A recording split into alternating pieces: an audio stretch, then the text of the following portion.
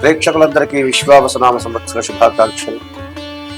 మన భారతీయ సాంప్రదాయంలో, మన సనాతన ధర్మంలో ఒక కొత్త సంవత్సరాన్ని ప్రారంభించడానికి మనకు ఒక ప్రమాణం ఉంది. అది శక సంవత్సరాన్ని పురస్కరించుకొని కానీ, విక్రమ సంవత్సరాన్ని పురస్కరించుకొని కానీ, ప్రత్యేకంగా మన దక్షిణ భారతీయులందరూ కూడా విక్రమ సంవత్సరాన్ని పురస్కరించుకుని పంచాంగ శ్రవణం కానీ ఒక కొత్త సంవత్సరానికి ప్రారంభించుకుంటూ ఉంటారు.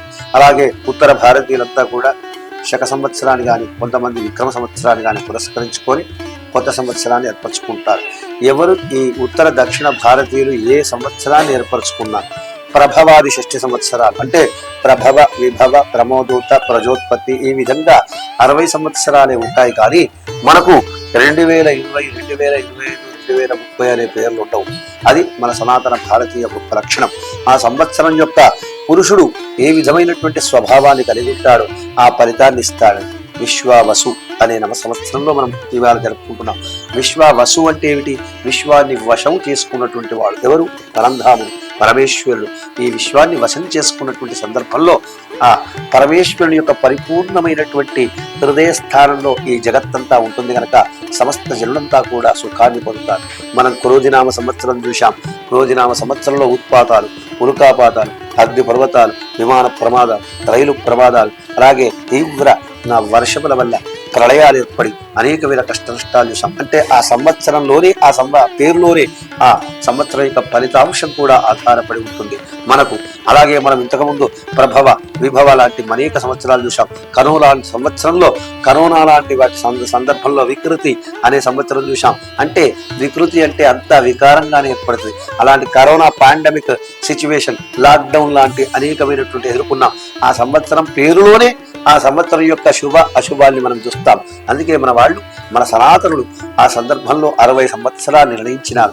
ఆ 60 సంవత్సరాలకు అశ్వని కార్తె ప్రారంభించి, అలాగే సూర్యుడు మేషరాశిలోకి ప్రవేశించడం వలన, అలాగే చిత్తా నక్షత్రం పౌర్ణమికి చంద్రుడు ఉండడం వలన అది చైత్ర మాసంతో ప్రారంభమవుతుంది కనుక చైత్ర శుద్ధ పాడ్యమిని మనం ఉగాదిగా మన సనాతన ఋషులు నిర్ణయించారు.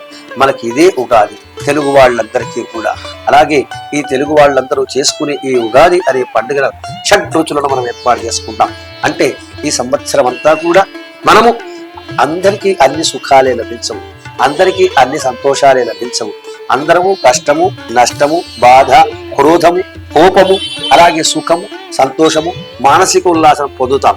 ఈ అన్ని కలయికనే మన జీవితం కనుక ఈ జీవితంలో అన్ని సమపాళ్లలో ఉండాలి అనేటువంటి భావన చేత ఈ రోజున నింబ ఫల భక్షణము అంటే చేదు కొరకు వేప, వగరు కొరకు మామిడి, పులుపు కొరకు చింతపండు, అలాగే తీపి కొరకు బెల్లము, ఇలా ఉప్పుకు క్షారము కొరకు ఉప్పు, లవణం కొరకు ఉప్పు, అలాగే రసము కొరకు నీరు, ఇలా షడ్రుచుల కలయికతో సుఖ దుఃఖములందు స్థిత ప్రజ్ఞత ఉండాలి అని చెప్పి ఒక భావన. ఇది మన తాత్వికమైనటువంటి ఆలోచన.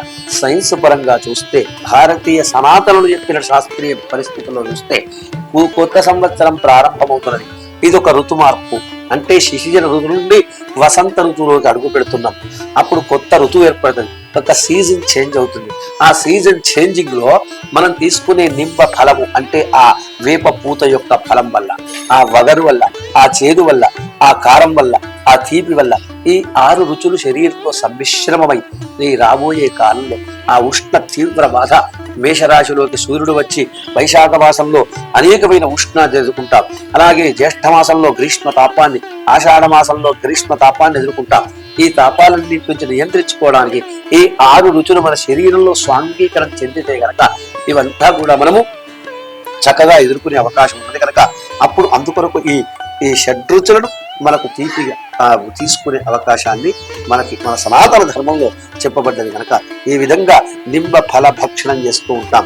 అంతేకాదు యుగాధికృత్ యుగావర్తో నైకమాయో మహాశన.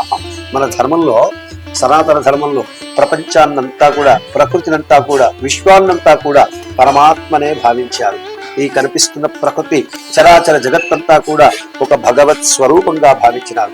ఆ భగవత్ స్వరూపంగా భావించినటువంటి యొక్క జగత్తులో ప్రేమపూరితమైనటువంటి వాతావరణం జీవరాశులన్నీ కూడా మనకు ప్రేమైక స్వభావాన్ని చూపుతున్నాయి కనుక మనం వసుధైక కుటుంబం అనే భావన చేత ఉన్నాం. కనిపిస్తున్న ప్రతి వాళ్ళంతా మన వాళ్లే. జీవరాశి సకల జీవరాశి 64 లక్షల జీవరాశులు మనవి అనే భావన చేత మన భారతీయులు చెట్టుకు పుట్టకు పురుగుకు పుట్టకు దేవుడికి బండకు రాయికి మొక్కుతారు. తోచిన ఎదురుగా కనిపించిన వాళ్ళకు గౌరవిస్తూ ఉంటాం. అంతటి సనాతనమైన ధర్మంలో మనం ఏర్పరచుకున్న పండగల్లో మొట్టమొదటి ఉగాది అంటే యుగమును ఆరంభిస్తున్నటువంటిది. యుగం ఎప్పుడూ ఆరంభమైంది కానీ ఆ యుగంలో ఉపయుగం అన్నమాట.